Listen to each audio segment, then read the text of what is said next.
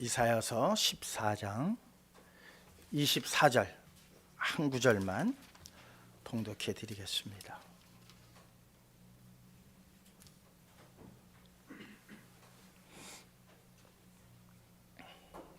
찾으신 줄 알고 말씀을 봉독해 드리겠습니다. 만군의 여호와께서 맹세하여 이르시되 내가 생각한 것이 반드시 되며 내가 경영한 것을 반드시 이루리라. 아멘. 다시 한번 기도하시겠습니다. 어린아이와 같아지기를 소망합니다. 그런데 세상은 어린아이와 같아서는 세상을 살아갈 수 없다고 그럽니다. 이 세상에서 잘 살기보다는 하나님 나라에 들어가기 위해서 어린아이와 같은 심령이 되어지고자 오늘 이 시간 저희들 머리 숙였습니다. 이 세상을 사는 것과 또한 하나님 나라에 들어가려고 하는 열심이 부딪히고 있습니다. 주님 도와주시옵소서. 주님 함께하여 주시옵소서. 그 무엇보다도 하나님 나라에 꼭 들어가야겠다고 하는 마음의 확신과 결정이 오늘 이 시간 우리 모두에게 확정되어질 수 있는 귀하고 복된 시간만 되게 하여 주시옵소서. 강도사님, 구한 모든 기도의 내용 들으심을 감사드립니다. 아름답게 이루어 주시옵소서. GDC 찬양단 하나님 정성을 다해서 주님께 영광의 찬양 올려드렸습니다. 삶 속에서도 찬양하게 하여 주시옵소서. 어느 때든지 찬양하는 입술로 많은 사람들의 마음을 열게 할 수 있는 은혜의 찬양만 되게 하여 주시옵소서. 홀로 영광 받아 주시옵소서. 사랑 많으신 예수 그리스도의 이름으로 기도하옵나이다. 아멘. 지난주에 버릴 것을 버려야지 라고 하는 제목의 내용과 함께 지금 연결되어진 말씀입니다. 제목은 반드시 이루리라. 반드시 이루리라. 사람들의 약속은 그때그때 상황에 따라서 형편에 따라서 다 깨어지고 파기되는 일들이 흔히들 있죠. 대통령이 되기 전에 공약한 공약의 내용들이 많습니다. 그러나 그 공약의 내용들대로 다 지키나요? 안 지켜요. 그것은 무엇을 위한 공약입니까? 대통령이 되기 위한 공약이에요. 국회의원이 되기 위한 공약일 뿐이지 정말 국민과 나라를 위해서 내가 이런 일을 하겠습니다에 대한 공약이 아니기 때문에 대통령이 되면 상황이 바뀌어요. 상황이 바뀌고 여건이 달라져요. 그래서 그 공약은 그냥 정말 말대로 공약이 되어버리고 말아요. 없을 공짜가 되어버리고 말아요. 그게 사람 사는 세상이 다 그래요. 그렇다고 뭐 누가 크게 지금 뭐 불평불만 하나요? 어려운 뭐 다 그런 거 뭐 다 그래요. 또 사람들 사이에 우리가 그냥 그러니까 아예 없는 것, 내 마음속에 없는데도 있는 것처럼 말을 하죠. 또 실속이 없는 그러한 상태에서 겉으로만 드러내 보이는 그 기세를 우리는 허세라고 그래요. 허세. 어떠세요? 우리 성도님들 허세 좀 부려보셨나요? 남자들 처음에 이제 결혼할 때 다 여자들 앞에 허세 부리지 않나요? 다 허세 부려요. 그 허세에 속아서 다 결혼들을 하지요. 결혼한 이후에 뭐 허세 부린 거 보니까 뭐 쥐뿔이나 있던가요? 하나도 없어요. 아무것도 없어요. 그게 우리 인간 사의 모습입니다. 그러다 보니까는 에이 뭐 세상 다 그런 게 그런 거지 뭐. 그리고 그런 정도는 그렇게 다 넘어가고 말아요. 그러나 하나님 앞에 허세는 통하지 않습니다. 하나님께서 왜 우리에게 허세를 부리시지 않으시기 때문이에요. 하나님은 절대로 우리에게 허세를 부리시지를 않아요. 동물 세계에서는 이 허세가 어떻게 보면 살아가는 방법이에요. 특히 약한 동물들이 강한 동물을 만나게 되어지면 허세를 부려요. 깃털을 세우거나 자기 몸을 부풀리거나 또한 소리를 지름으로, 그러니까 그거는 무엇을 의미해요? 가까이 오지 마, 나한테 싸움 걸지 마, 그거거든요. 그러니까는 싸울 준비도 없고 싸울 만한 형편도 못 된다는 것을 허세로 드러내는 거예요. 허세로. 그런데 정말 힘 있는 사자들은 허세를 부리나요? 아니죠. 살금살금 다가가죠. 왜? 허세를 부리면 도망가 버리니까. 절대로 힘이 있거나 실력이 있는 그러한 맹수들은 허세를 부릴 필요가 없어요. 오히려 자기의 기운이나 이런 것들을 감춰야 돼요. 발톱을 숨겨야 돼요.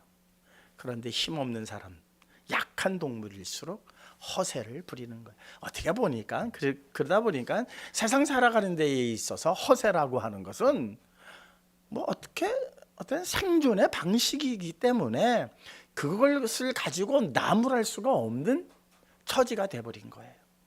그게 세상이 돌아가는 이치고 세상이 돌아가는 원리입니다. 그런데 하나님 나라는 세상의 원리와 세상의 이치가 통하지를 않아요.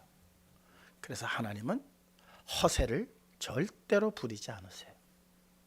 다시 말하자면 말씀한 것은 반드시 이루신다는 거예요.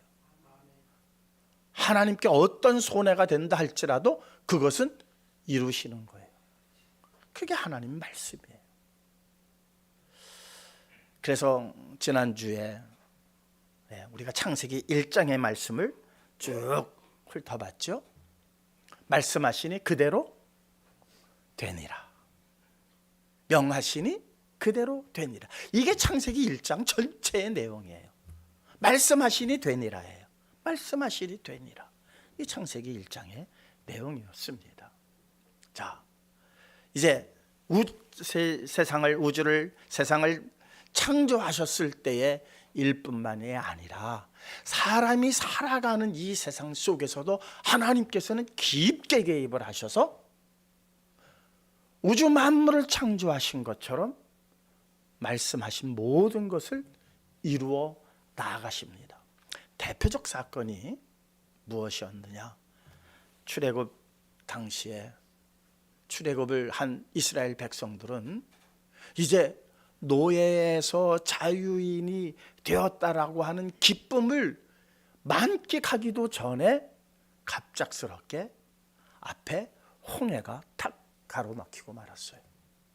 뒤에서는 애굽의 군사들이 다시 그들을 잡으려고 쫓아오고 있었습니다. 이스라엘 국민 입장에서, 이스라엘 백성들 입장에서는 간담이 녹을 수뿐이 없어요. 피할 길이 없어요. 왜? 앞에는 홍해고 뒤는 애굽의 군사들이기 때문에. 이거는 뭐 어떤, 그러니까 이스라엘 백성으로서는 야, 이게 뭔가, 왜 우리가 거기서 나왔던 거, 그냥 거기 있었으면, 그러니까 당연히 누구를 원망해요? 모세를 원망하는 거예요. 모세를. 그러니까 모세도 아마 답답했을 거예요. 아니 이러려고 나를 데리고 지도자로 세워서 저들을 데리고 나왔나? 우리야 지금 다 답을 아니까 이러고 앉아있지, 그 당시 우리가 이스라엘 백성이었다고 생각해 보세요. 참, 하나님은 도대체 뭐고 모세는 도대체 뭐고, 왜 지금 그냥 거기서 그럭저럭 자식 낳고, 물론 육신은 고되지만 잘 살아가는 우리들한테 왜 갑자기 나오라고 하셔서 이 죽음의 지경에 이르게 하셨을까? 답이 없어요. 답이. 그때 하나님께서 모세를 통해서 말씀하십니다. 모세를 통해서. 그 말씀 한번 우리 함께 보시자고요. 출애굽기 14장 13절과 31절 말씀하신 것과 또한 그 결과가 어떻게 됐는가. 만물을 창조하실 때만 과연 하나님의 말씀하시니 되니라로 그쳤는지, 아니면은 이스라엘 삶 속에 하나님께서는 어떻게 말씀하셨고 어떻게 이루셨는지 아주 대표적 사건입니다. 함께 읽겠습니다. 모세가 백성에게 이르되 너희는 두려워하지 말고 가만히 서서 여호와께서 오늘 너희를 위하여 행하시는 구원을 보라. 너희가 오늘 본 애굽 사람을 영원히 다시 보지 아니하리라. 이게 바로 이 말씀이 하나님께서 모세를 통해서 하신 말씀이에요. 모세의 말이 아니에요. 모세가 스스로 이 말을 했다면 그것은 허세예요. 모세의 말이 허세가 되지 않은 것은 하나님께서 모세를 통해서 말씀하셨기 때문이에요. 그러니까 이 말씀은 누구의 말씀이에요? 하나님의 말씀이에요. 오늘 너희가 본 애굽 사람들은 영원히 너희들이 다시 보지 못할 것이다. 아이고, 지금 잡혀가면 그들에게 늘 매맞고 종살이를 해야 할 입장에 있는 이스라엘 백성에게 모세가 말하는 거예요. 야, 저 사람들 이제 다시는 영원히 저 사람들 얼굴도 안 볼 거야. 이게 이스라엘 백성들이 믿겼을까요? 전혀. 안 보려면 어떻게 해야 돼요? 홍해에 빠져 죽으면 돼요. 그러면 영원히 쫓아오는 그 사람들을 봐요, 안 봐요? 안 봐요. 그런데 누가 죽는 거예요? 이스라엘이 죽는 거예요. 이스라엘이 죽으면 안 봐요. 자, 하나님께서 어떻게 하셨는가 보십시다. 31절. 이스라엘이 여호와께서 애굽 사람들에게 행하신 그 큰 능력을 보았으므로 백성이 여호와를 경외하며 여호와와 그의 종 모세를 믿었더라. 자, 이스라엘이 여호와께서 애굽 사람들에게 행하신 그 큰 일이 뭘까요? 홍해를 다시 합쳐버리신 거예요. 가르셨다가 이스라엘 백성만 마른 길 걷듯이 걷게 하신 이후, 다 건너가게 하신 이후, 뒤쫓아 들어온 애굽 사람들을 다 수장시켜 버리신 거예요. 그 큰 일을 보고 그제서야 어떻게 했더라? 믿었더라. 그제서야 믿은 거예요. 그제서야. 왜? 방법이 없었거든요. 저 같아도 안 믿을래? 안 믿을 수가 없어요. 이런 일 앞에서는 누가 안 믿겠어요? 다 믿어요. 그런데 이 믿음이 오래가지를 못해요. 오래가지를 못해요. 사랑하는 성도 여러분, 한번 믿었으면 끝까지 믿으십시다. 믿었다가 상황이 바뀌고 형편이 바뀌고 했다고 해서 그 믿음 저버리시면 안 돼요. 그 믿음 저버리시면 안 돼요. 한번 믿으면요 끝까지 믿는 거예요. 이스라엘의 실패가 바로 여기 있었어요. 이스라엘의 실패가 그때는 좋아했고 그때는 믿었고 그때는 기뻐했는데 상황이 달라지니까 목이 마르고 배가 고프고 먹을 것이 없으니까, 아니 홍해를 가르신 그분이 이걸 하나 해결 못 하시겠는가? 그렇게 왜 믿지 못했을까? 근데 그게 이스라엘 사람들만 그런가요? 우리들도 그렇다는 거예요. 오늘 이 말씀 드리니까 이제 끝까지 믿을 것 같지요? 그런데 또 내일 되면은 하나님이 계신 건가 안 계신 건가, 그 말씀들이 이루어지는 건가 마는 건가, 이런 상황으로 우리가 또 그런 나락에 떨어지고 맙니다. 이것이 계속 우리의 삶의 반복이기도 합니다. 자, 하나님께서 또 역사하십니다. 어떻게 역사하시느냐? 우리 열왕기 하 10장 10절입니다. 한번 읽어보실까요? 네. 그런즉 이제 너희는 알라, 곧 여호와께서 아합의 집에 대하여 하신 말씀은 하나도 땅에 떨어지지 아니하리니 아리라. 여호와께서 그의 종 엘리야를 통하여 하신 말씀을 이제 이루셨도다 하니라. 이 말씀은 무엇인가 하면은요, 아합이라고 하는 왕이 이제 북이스라엘의 왕이죠. 아주 악한 왕이에요. 못된 왕이에요. 이보다 더 못된 사람이 누구냐? 그의 부인 이세벨이에요. 그런데 이 아합 왕이 어느 날 이렇게 있다 보니까 옆에 궁전 옆에 포도원 하나가 있어요. 나봇의 포도원. 그 포도원이 너무너무 탐나는 거예요. 그러니까 나봇에게 가서 야, 이 포도원 내게 팔아라. 그랬더니 나봇이 안 판대요. 왕이 팔려면 내하고 빨리 팔아야지. 안 판대요. 나봇이 왜 안 팔았느냐? 하나님께서 주신 기업이에요. 그건 팔릴 수가 없어요. 그래서 안 팔았던 거예요. 그랬더니 시무룩해가지고 왔어요. 아합이. 이세벨이가 아유 왕 왜 이렇게 오늘 시무룩하세요? 말이야 저놈이 저 포도원이 참 좋은데 그것 좀 팔으라 그랬더니 그걸 안 파네 이놈의 자식이. 아이고 왕 그거 가지고 뭘 그렇게 상심하세요? 가만히 계세요. 내가 다 해결할게. 그렇게 해가지고 거짓 증언자를 세워서 나봇이 정말 악한 사람으로 낙인을 찍어서 죽여버려요. 그러니까는 그 포도원이 어떻게 누구께 돼요?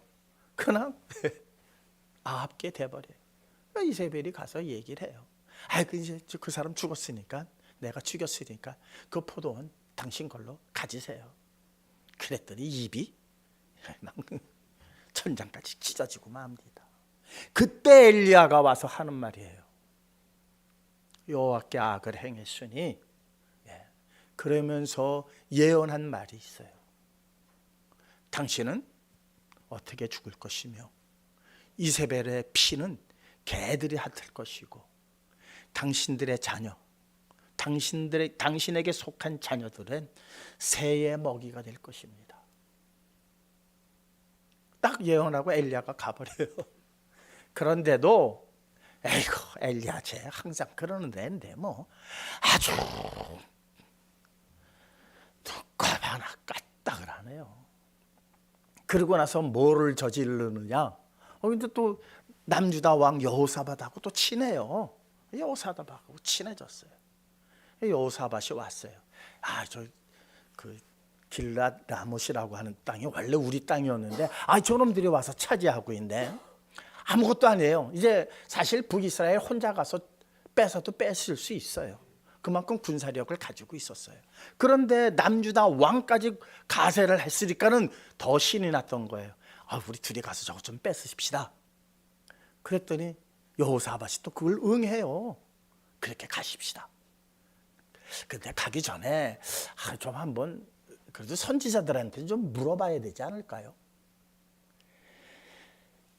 아합이 데리고 있던 선지자들이 올라가십시오. 승리할 것입니다. 허세를 부려요. 무슨 허세인 줄 아세요? 그냥 허세가 아니에요. 군사력을 비교해 보니까 충분히 이길 수 있다는 거예요. 왜? 이스라엘 군사만 해도 길랏 라못을 무찌르는데 그 땅을 뺏어오는데 별거 아닌데 거기다 지금 남유다 왕까지 와 있어요. 남유다 군사까지 동원되어지면 이건 아무것도 아니라는 거예요. 그러니까 모든 선지자가 막 이야기를 해요. 올라가십시오, 올라가십시오. 거기다 뭐까지 더했느냐? 하나님께서 주셨습니다. 하나님께서 주셨습니다. 여호사밧은요. 그래도 누구 다른 선지자 없습니까? 미가야라고 하는 선지자가 하나 있는데 그럼 꼭 못된 말만 해요. 내게 불리한 말만 해요. 미가야 선지자가 왔습니다. 하나님께서 계획하신 일을 이야기하는 거예요. 그랬더니 다른 선지자가 와서 미가야 뺨을 때리고 난리가 났어요. 미가야가 분명하게 말합니다. 거짓말하는 영을 당신들 선지자에게 예언자들에게 붙이셔서 저들이 다 거짓말하는 겁니다. 그것은 엘리야로 하신 그 말씀을 이루게 하시기 위해서, 당신을 죽이게 하시기 위해서 거짓말하는 영들을 저들에게 보낸 일입니다. 다른 사람들이 얘기하는 말만 듣지 미가야 말은 듣지도 않아요. 감옥에 가둬버리라고 그래요. 그래서 전쟁에 나갑니다. 무서웠던지 아합이 여호사밧에게 당신은 왕복을 입고 나는 그냥 저 쫄병 군병처럼 내가 따라갈게요. 여호사밧이 그 말에 응해요. 여호사밧은 왕복을 입고 아합은 변장을 하고 나가요. 변장을 하고.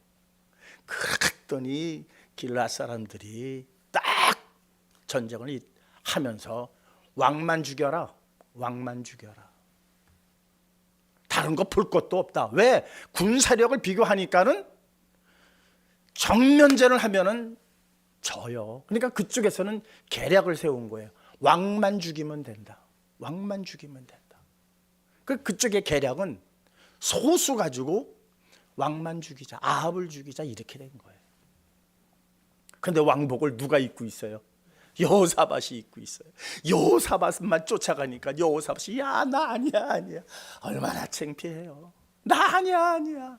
보니까 아니거든요. 아합이 아니거든요. 그래서 어느 군사가 활을 쐈는데 그냥 쏜 거예요. 그냥 쏜 거예요. 아합에 그대로 명중하고 맙니다. 아합을 향해서 쏜 게 아니에요. 그냥 우연히 쏜 거예요. 에잇 하고 쏜 거예요. 그런데 그 놈이 날아가가지고 그냥 아합에 꽂혀버리는 거예요. 하나님의 말씀이 그대로 이루어져요. 하나님의 말씀이 정녕 그대로 이루어집니다. 그 일로 인해서 이제 하나님께서는 예후라고 하는 한 사람을 일으킵니다. 북이스라엘에 일으켰어요. 엘리야를 통해서 그 사람을 세웁니다. 예후라고 하는 사람을. 그러고 나서 이제 그들이 몰살을 합니다. 이세벨이 죽임을 당하고. 그래서 그가 마차에서 죽어서 그냥 그 피를 시냇가에서 씻으니까 개들이 와서 그 물을 핥아 먹습니다. 그리고 예후가 이제 반역을 일으켜가지고 사마리아를 포위하고 사람들에게 말합니다. 이제 왕도 죽고 이세벨도 죽고 이제는 뭐 북이스라엘 사람들이 어떻게 감당할 수가 없어요. 예후라고 하는 또 다른 한 식권자가 나타나가지고 자, 너희들 어떡할래? 항복할래? 안 할래? 항복하겠습니다. 그러면은 아합의 자식도 많아요. 70명이나 났어요. 아들을 70명이나. 그들을 다 목 베어가지고 내한테 가져와. 그러니까 어떻게 해요? 그냥 아합의 자손들을 죽이는 게 낫죠. 자기네들이 살리니까. 그래서 아합의 아들들을 다 죽여요. 70명을 다 죽여요. 그것을 그냥 걸어놓으니까는 어떻게 돼요? 새들이 와서 먹어요. 그게 바로 왕하 10장 10절이에요. 그런즉 이제 너희는 알라. 곧 여호와께서 아합의 집에 대하여 하신 말씀은 하나도 땅에 떨어지지 아니하리라. 여호와께서 그의 종 엘리야를 통하여 하신 말씀을 이제 이루셨도다 하느니라. 그 일로 아합의 집에 대하여 저주하신 하나님의 말씀이, 그러니까는 하나님의 말씀은 우리에게 이로운 말씀, 좋은 말씀도 있지만 싫은 말씀도 있어요. 좋은 말씀이든 싫은 말씀이든 정령 다 이루어진다는 거예요. 하나도 땅에 떨어지질 않아요. 하나님이 한 번 말씀하시면 그것은 무조건 그대로 되는 거예요. 자, 그렇다면 우리는 어떻게 해야 할까요? 우리는 그 말씀 잘못된 겁니다. 그 말씀 아닙니다. 해야 되겠습니까? 아니면 그 말씀대로 이루어질 것을 믿고 거기에 우리가 순응하고 거기에 대비해야 할까요?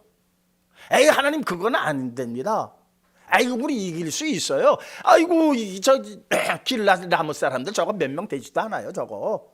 우리 군사력 가지고 충분한데 무슨 이루고 하지 말라는 전쟁을 일으켜야 할까요?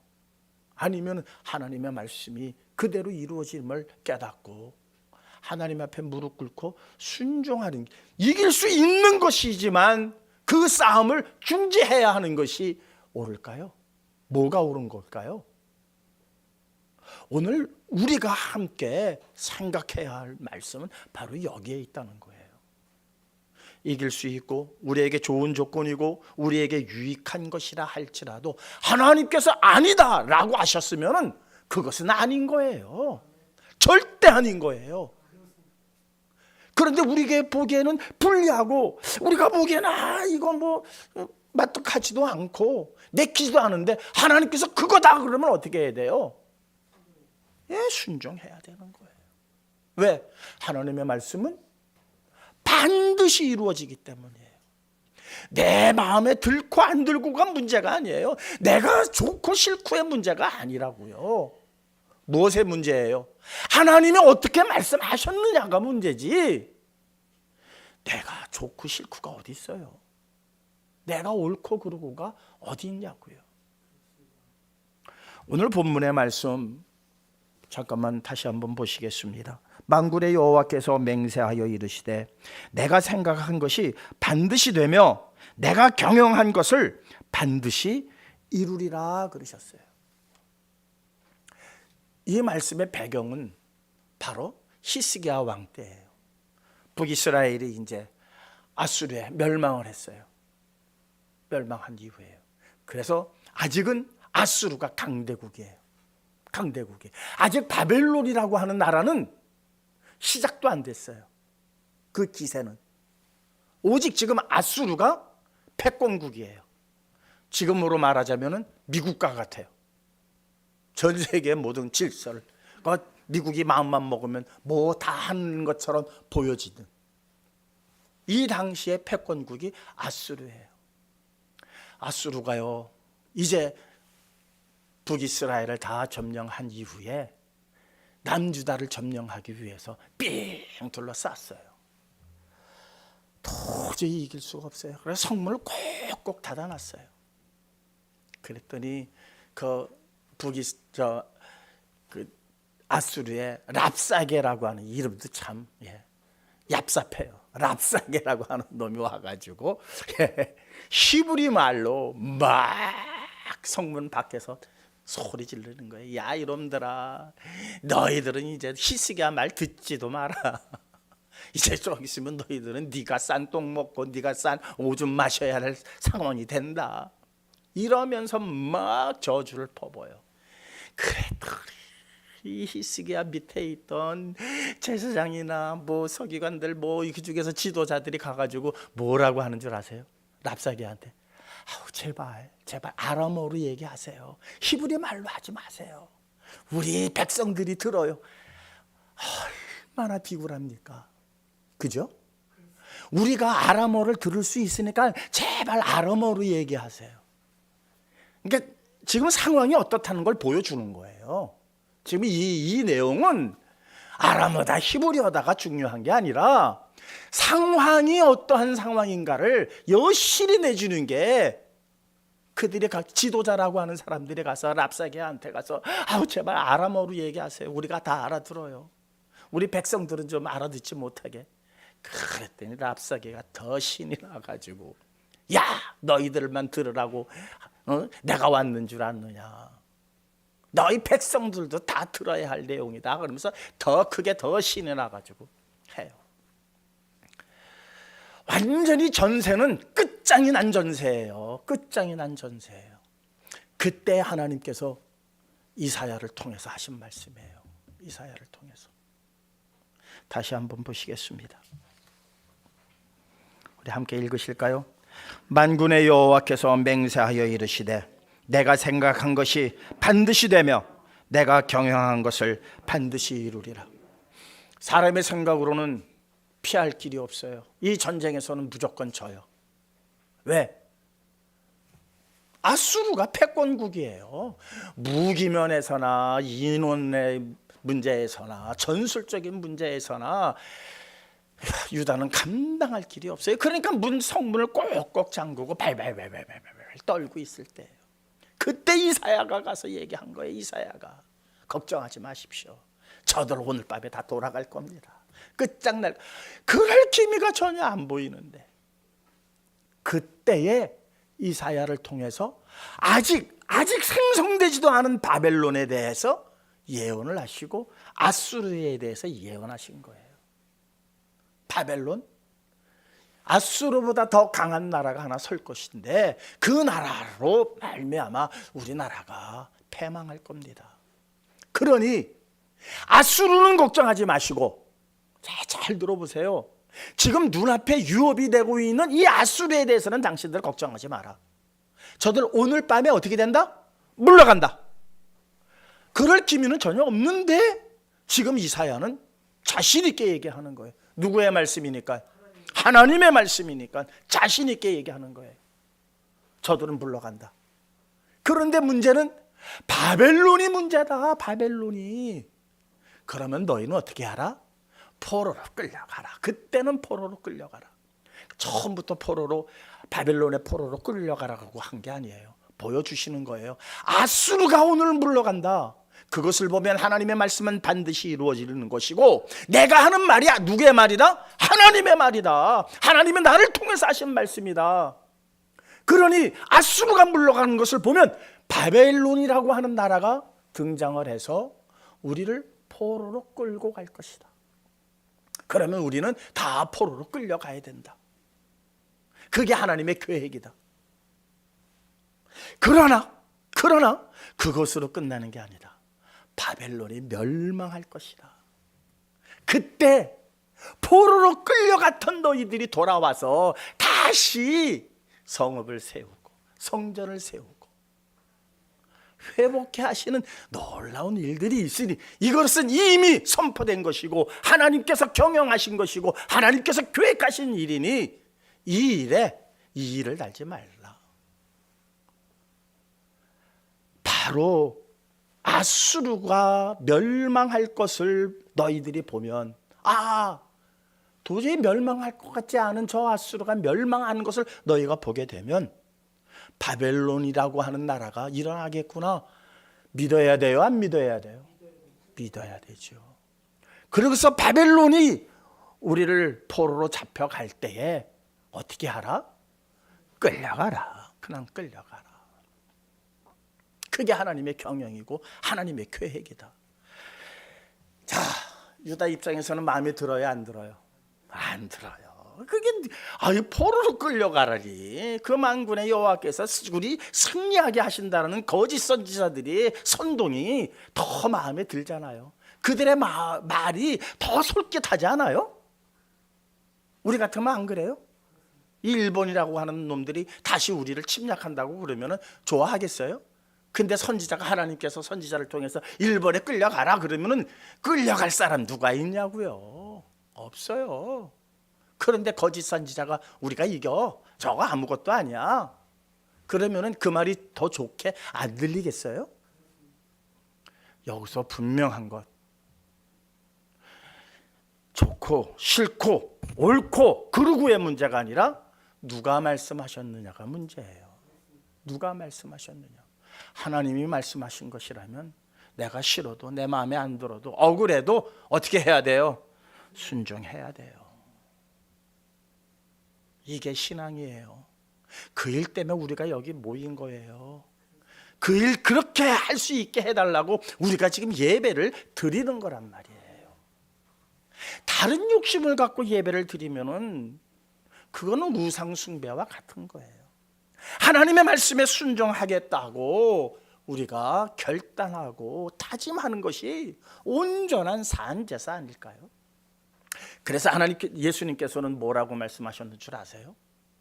자, 너희가 살 길은 하나님의 말씀에 순종하는 길만이 살 길이라는 게 지금 구약의 오늘 이사야의 명령이에요. 옳고 그름이 아니고 내 생각의 계획이 문제가 아니라 하나님의 경영과 하나님의 계획이 무엇인지에 대한 바른 이해를 통해서, 그렇다면 정말 우리가 살 길이 포로로 끌려가야 하는 것이 살 길이고 이 유대라고 하는 나라를 유지할 수 있는 길이라면 순종하는 것이 옳은 거란 말이에요.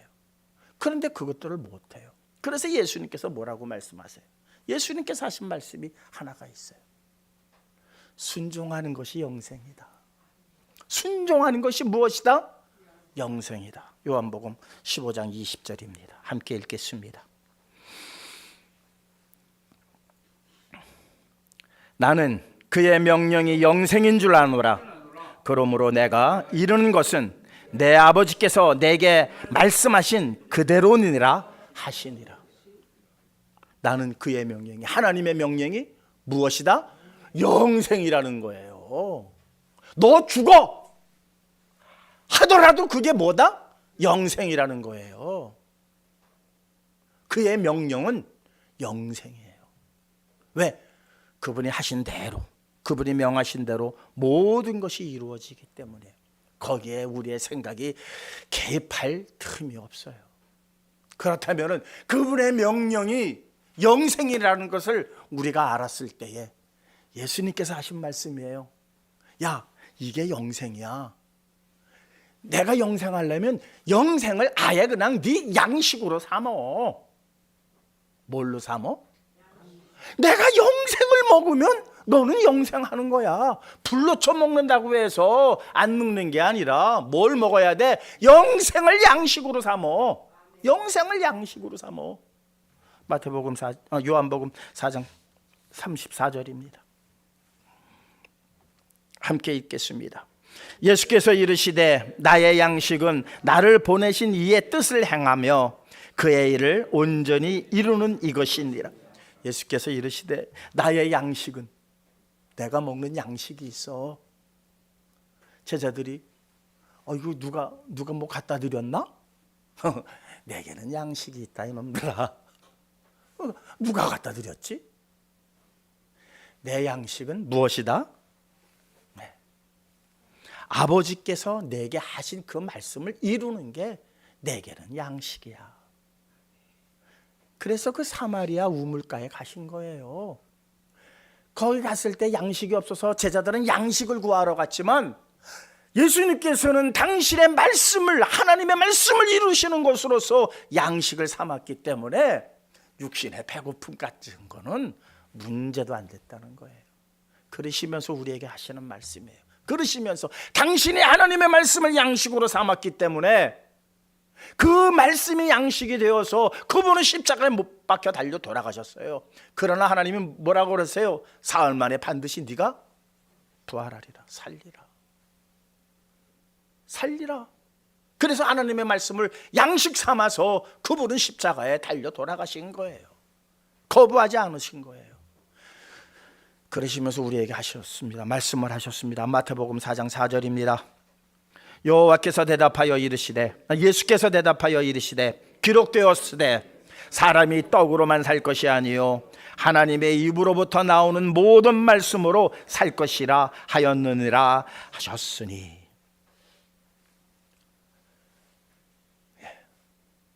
이제 말씀이 이렇게 좀 맥이 와 닿습니까? 그냥 퉁퉁 던지시는 말씀이 아니에요. 장난삼아 농담삼아 하시는 말씀이 아니란 말이에요. 일러스되 사람이 떡으로만 살 것이 아니다. 사람이 떡으로, 우리는 다 그래도 떡이라고 하는 것은 우리가 최소한 살기 위해서 먹어야 할 어떠한 육신의 에너지 공급을 얘기하는 거예요. 먹지 않고 사는 사람이 있나요? 없어요. 그래서 우리는 그냥 그거 조금이라도 남들보다 더 잘 먹으려고 이 고생하는 거예요. 그런데 주님은 말씀하시는 거예요. 내가 하나님의 말씀, 아버지의 말씀을 양식 삼아서 나는 십자가에 달려 죽을 것이다. 왜? 그 말씀이 내게 양식이 되었기 때문에 나는 먹은 대로 나는 행할 수뿐이 없다. 그래서 십자가에 달려 돌아가시고 사흘 만에 부활하시는 거예요. 그러시기 전에 우리에게 말씀하신 거예요. 떡으로만 사는 게 아니다. 무엇으로 살아야 되느냐? 영생하고 싶지? 하나님 나라에 다 들어가고 싶지? 그러려면 말씀으로 양식 삼어. 말씀으로 살아가야 하는 줄 너희가 알아야 돼. 이게 바로 주님께서 우리에게 가르쳐 주시는 거예요. 자, 그렇다면은 그 말씀이 뭔가 보시자고요. 그 말씀이 이루어진 말씀도 있고 이루어지고 있는 말씀도 있고 이루어져야 할 말씀들이 있어요. 우리 이미 이루어진 말씀을 통해서 뭐 해야 되느냐? 이루어질 말씀에 대하여 준비하는 것이 말씀대로 사는 것 아닙니까? 그것이 말씀을 양식 삼은 것이 아닐까요?